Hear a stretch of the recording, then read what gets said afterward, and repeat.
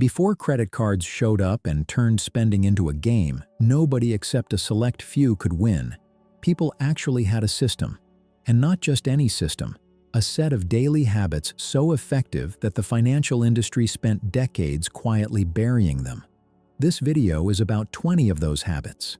The ones people used in the 50s and 60s to stay out of debt, stretch every dollar, and build real financial stability without ever needing a credit score. You've probably never heard most of these, and by the end of this list, you're going to understand why. We're going to go through all 20, and for each one, I'll tell you exactly what it was, how families actually used it, and how you could bring it back into your life today. Let's get into it. Number 20. The catalog pause.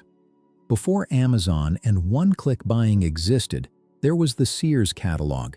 And here's the thing most people miss about it: the catalog didn't make shopping faster, it made shopping slower. On purpose. A family might spend a Sunday afternoon circling a lamp, a winter coat, a child's bicycle, or a new radio. They'd bookmark the page, set the catalog on the counter, and then wait. The item had to sit there long enough to prove it was still wanted after the first rush of excitement faded.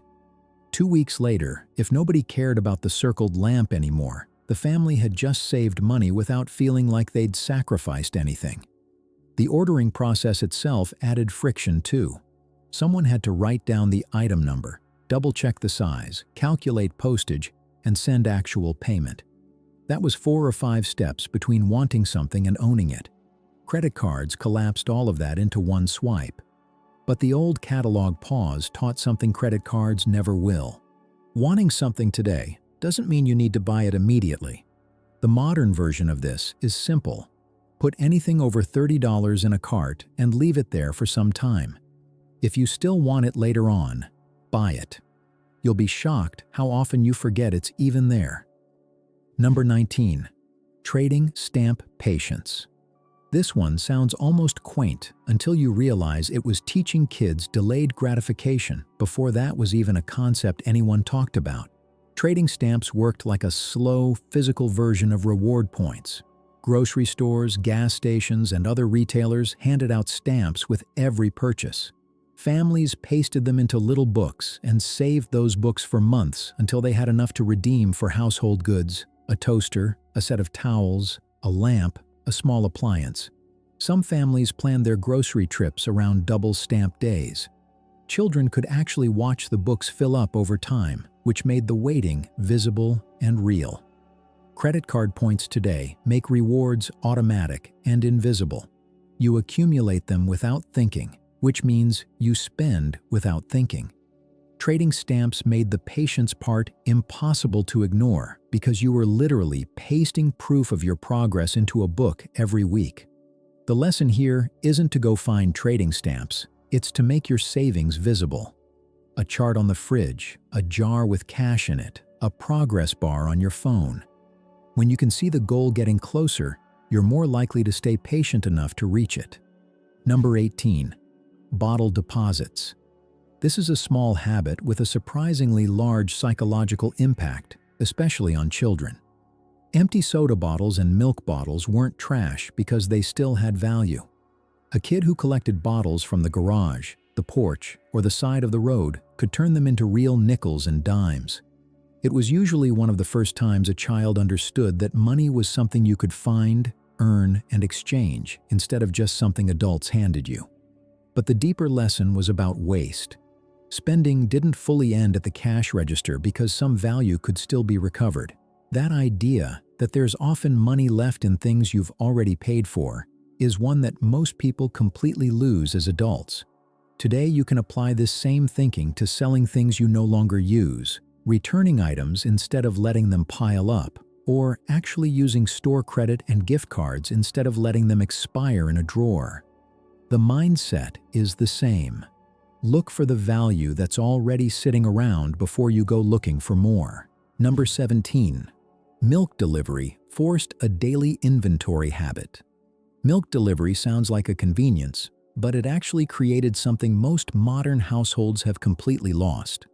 A daily rhythm of awareness around what you're consuming. The bottles on the porch told a story. Too many left over meant the order was too large and something was being wasted. Too few meant the family was running short and adjustments needed to be made. There was no hiding from it because the evidence was sitting right there every morning. This trained households to match what they ordered to what they actually used instead of buying blindly and figuring it out later. Grocery shopping today allows you to overbuy whenever you feel uncertain, and most people do. You grab an extra bag of salad just in case, and then throw it out 3 days later. The fix is simple. Before you shop, check what you already have. Don't just give it a quick glance. Actually look. That's the next habit too, and it might be the most practical one on this list. Number 16. The inventory first grocery rule. Before writing a shopping list, careful households check the pantry, the icebox, the bread box, the cellar, and the leftovers. The question wasn't, what do we feel like eating? It was, what do we already own that needs to be used? A few potatoes, an onion, some leftover ham, dry beans, and half a loaf of bread could become several meals before another dollar was spent. The shopping list started inside the house, not inside the store, which made it smaller, more exact, and a lot cheaper. Credit cards made it easy to shop from appetite. The old way forced you to shop from inventory, and the difference in your grocery bill at the end of the month is significant. Try this once before your next grocery trip. Spend 10 minutes going through what you already have and build your meals around that first. Then write your list for only what you actually need. Most people will find that they need to buy far less than they thought. Number 15. The Edible Emergency Fund. This one reframes something you already have in your house as a financial tool. Before credit cards became the backup plan for tight weeks, many households treated stored food as financial protection. A stocked pantry or freezer meant the family could get through a rough stretch without borrowing from the future. Beans, flour, rice, canned tomatoes, oatmeal, frozen meat, all of that was money that had already been converted into survival. If the grocery budget ran low, the family didn't immediately spend more. They cooked down what was already paid for. The freezer especially changed household planning because families could buy meat and bread when prices were good and use them later when prices weren't. Credit cards give you flexibility through debt. A stocked pantry gives you flexibility through preparation. Those are not the same thing, and one of them costs you interest. That's important, but if you don't also understand the next habit, you won't know when you're actually getting a good deal in the first place. Number 14. The Household Price Book. Some careful households kept a small notebook where they wrote down the regular prices of staple goods. Flour, coffee, sugar, meat, soap, butter, eggs, bread, each with their own entry and the date they checked the price. This let the family know whether a sale was actually a sale. It also helped them notice when a store quietly raised prices or when a different store was cheaper for certain items. The price book turned an ordinary shopper into someone who could challenge advertising with memory. Today, we have apps that do this automatically, but most people don't use them. The habit of actually tracking what things cost, not just accepting the sticker price, is something almost nobody does anymore, and stores know it.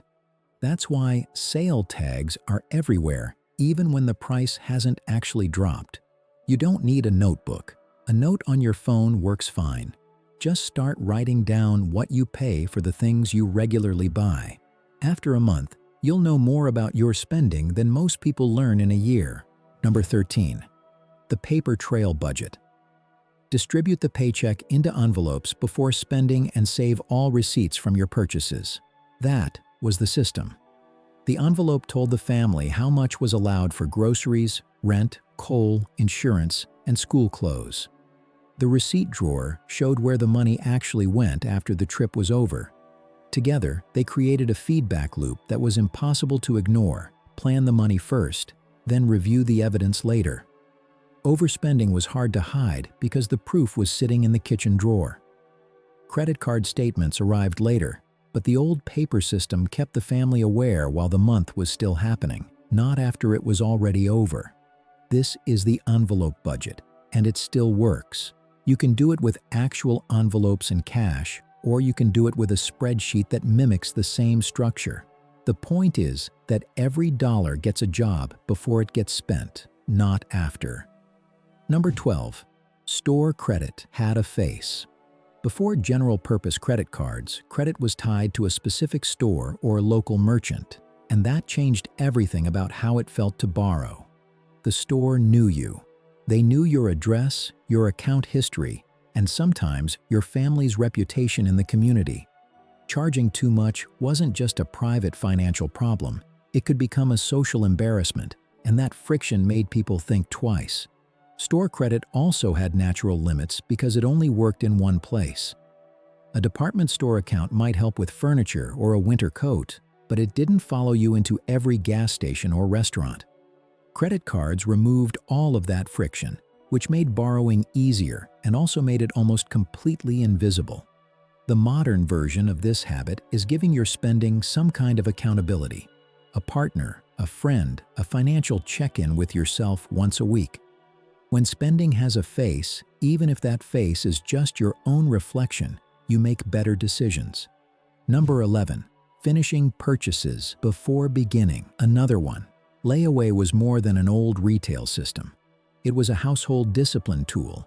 A family could choose a washing machine, a bicycle, or Christmas gifts, but the items stayed at the store until the balance was fully paid.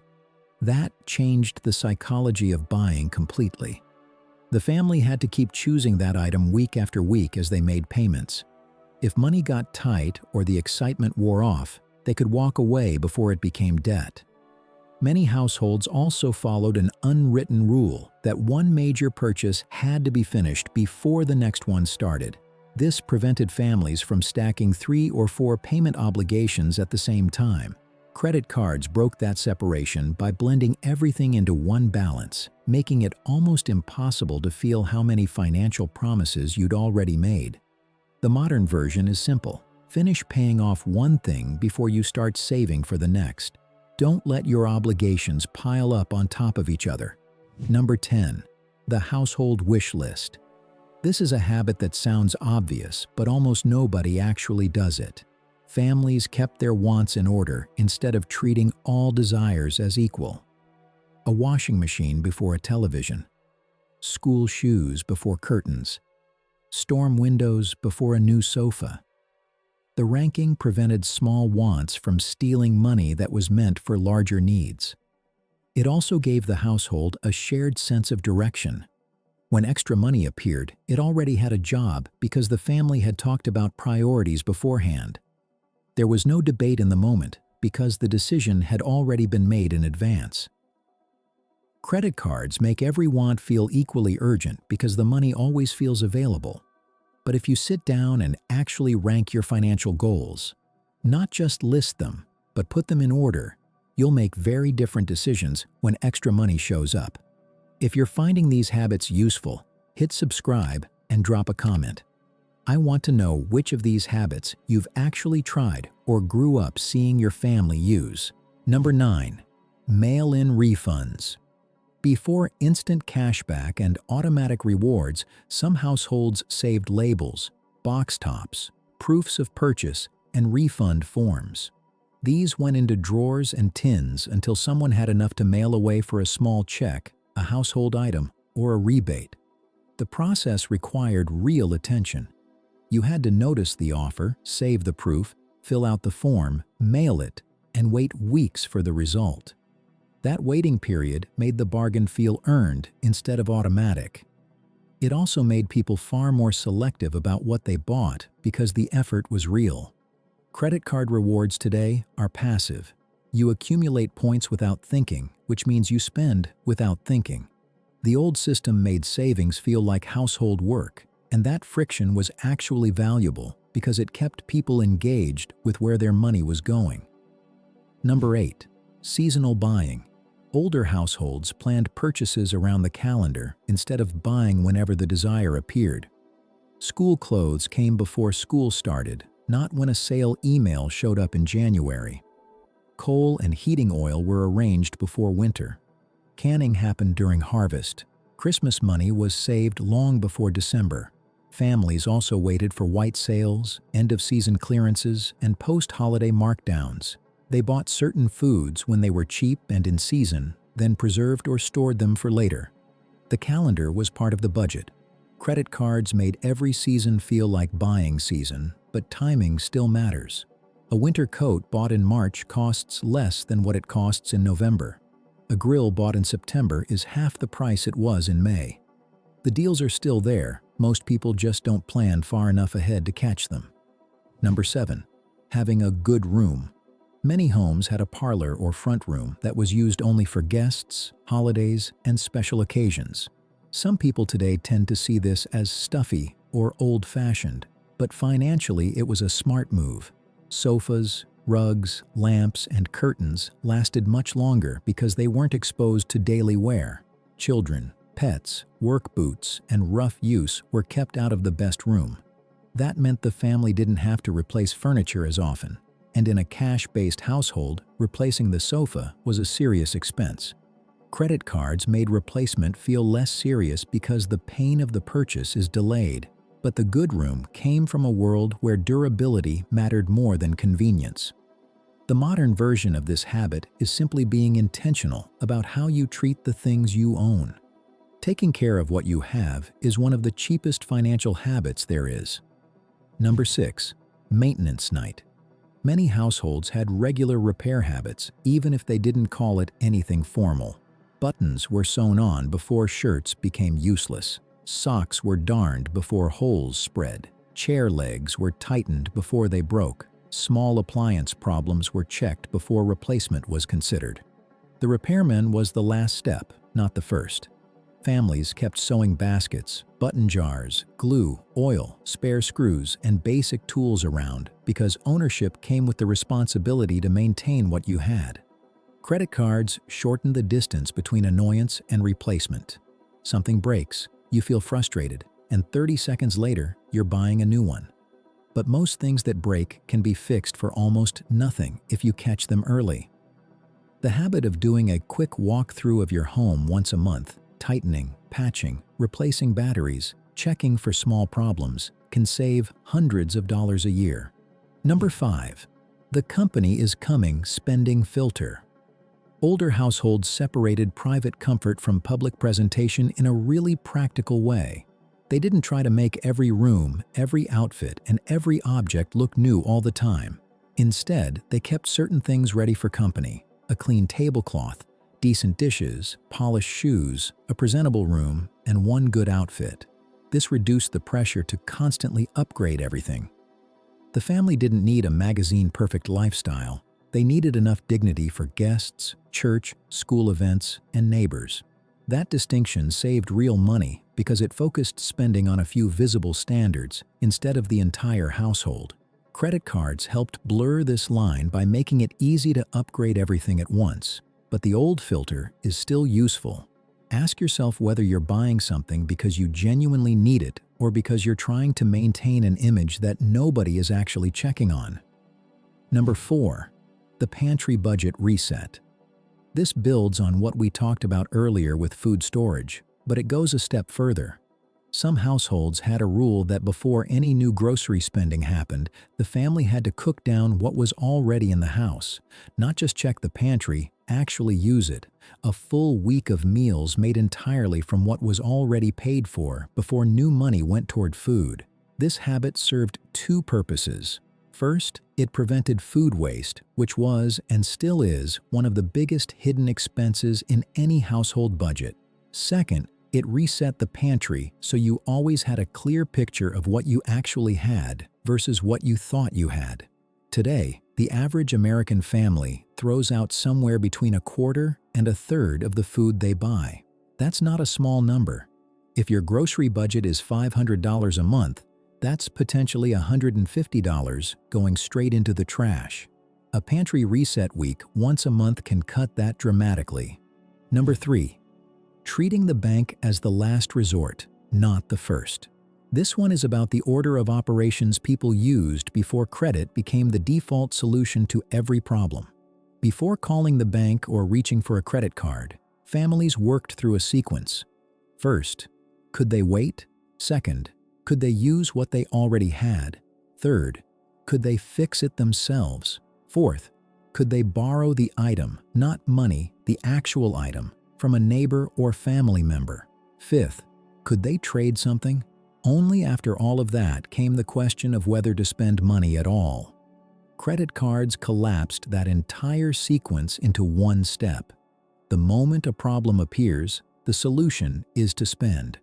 But most financial problems have cheaper solutions that come before spending, and the habit of working through that sequence before reaching for a card is one of the most valuable things you can rebuild. Number 2. The layaway mindset. We talked about layaway as a retail system, but the deeper habit was the psychology behind it. The idea that you should have to keep choosing a purchase over time, not just once in a moment of excitement.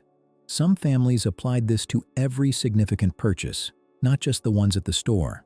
Before buying anything major, they'd give themselves a savings period where they put money aside for the item week by week.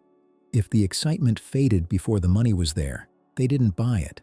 If the money arrived and they still wanted it, they knew it was a real want and not just an impulse. This is different from just saving up. The act of actively setting money aside for a specific thing, week after week, forces you to keep evaluating whether the purchase is worth it. Most impulse buys don't survive that process, and the ones that do, you appreciate a lot more because you actually worked for them. Number 1. The weekly budget conversation. This is the habit that made all the other habits possible, and it's almost completely gone from modern family life. Before credit cards, money was a regular topic at the kitchen table. Not a stressful emergency conversation when something went wrong, a normal weekly check-in.